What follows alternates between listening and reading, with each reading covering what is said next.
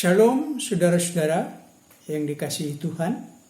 Jumpa kita pada kesempatan ini Senin 20 April 2020 untuk merenungkan firman Tuhan. Tema kita pada kesempatan ini berbunyi menghilangkan keraguan. Tema ini didasarkan dari firman Tuhan dari Injil Yohanes 20 ayat 24 sampai 29. Saya bacakan untuk kita demikian. Tetapi Thomas, seorang dari ke-12 murid itu yang disebut Didimus, tidak bersama-sama mereka ketika Yesus datang ke situ. Maka kata murid-murid yang lain itu kepadanya, "Kami telah melihat Tuhan." Tetapi Thomas berkata kepada mereka, "Sebelum aku melihat bekas paku pada tangannya, dan sebelum aku mencucukkan jariku ke dalam bekas paku itu, dan mencucukkan tanganku ke dalam lambungnya, sekali-kali aku tidak akan percaya." 8 hari kemudian, murid-murid Yesus berada kembali di rumah itu, dan Thomas bersama-sama dengan mereka. Sementara pintu-pintu terkunci, Yesus datang dan ia berdiri di tengah-tengah mereka dan berkata, "Damai sejahtera bagi kamu."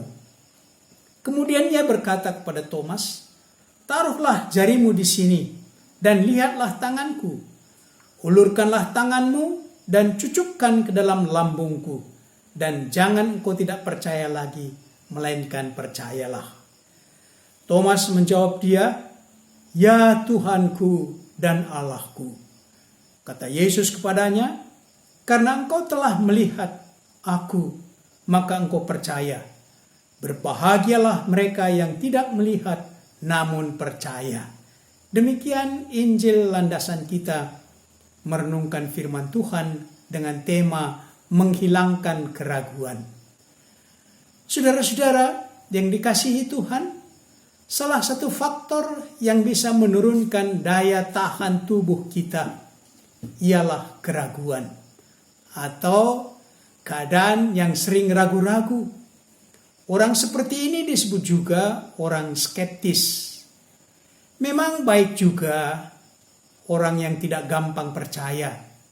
Dia membutuhkan pendukung untuk dia percaya kepada satu hal.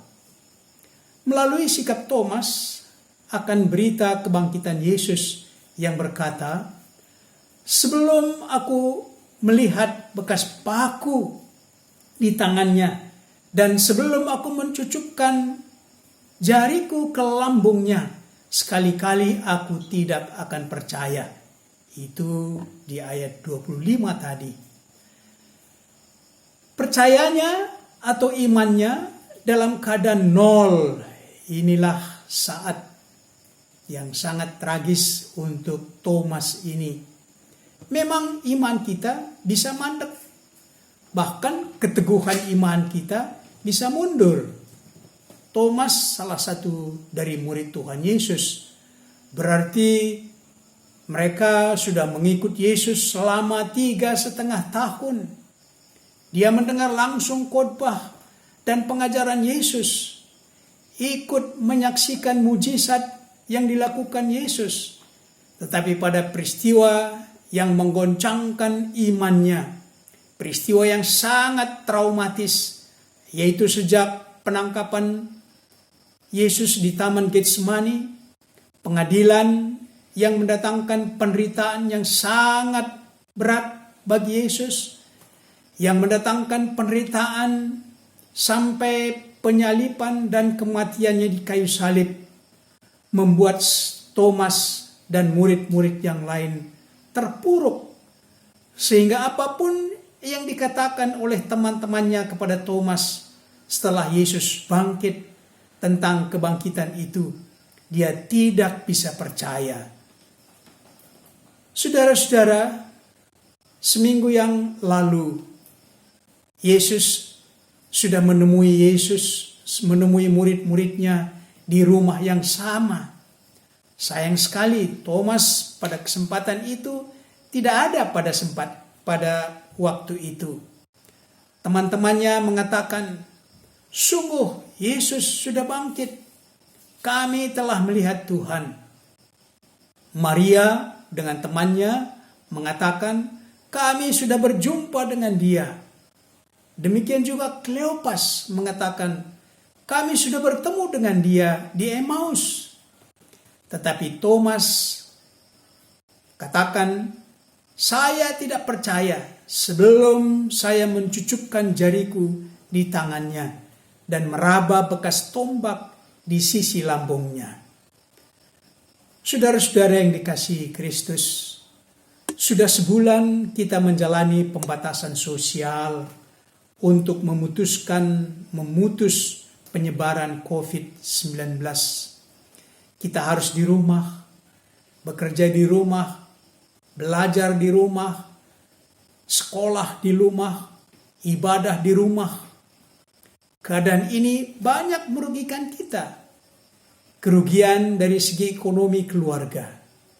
Adanya karyawan pabrik yang terkena PHK, petani yang kesulitan, dan kekecewaan mereka untuk menjual hasil pertanian mereka. Pemerintah telah berusaha hadir memberi bantuan kepada masyarakat yang langsung berdampak buruk karena pembatasan sosial ini. Lembaga-lembaga keagamaan, komunitas di masyarakat telah banyak membantu pemerintah dengan memberikan sembako kepada masyarakat, bantuan nasi bungkus, dan banyak doa-doa telah dinaikkan, dipanjatkan. Tetapi usaha memutus penyebaran COVID-19 ini belum ada kemajuan yang berarti. Mengapa Tuhan belum menyatakan kehadirannya sebagai jawaban doa-doa kita?